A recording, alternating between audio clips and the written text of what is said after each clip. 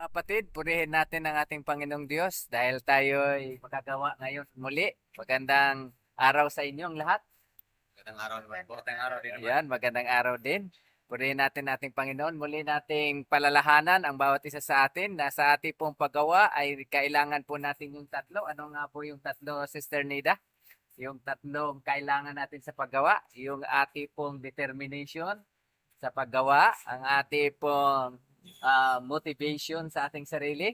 Ganyan din naman yung ating pong commitment or ang ating pong dedication o ating pagpapasigla sa gawain ng Diyos. So, mga kapatid, mayroon tayo ngayong bagong balik. Ayan, bagong balik.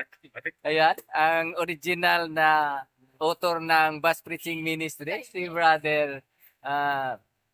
uh, Brother Paul Jan Aranita. Yan, siya yung speaker natin ngayon. Balikan yan kasi matagal na umulit eh. Ayan, okay, siyan po ang ating speaker. Kasama natin ang elder ng North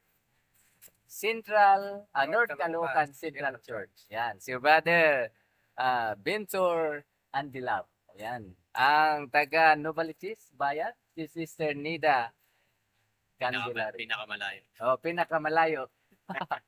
Ayan, ang ating speaker ay from Payatas B, Payatas A. A.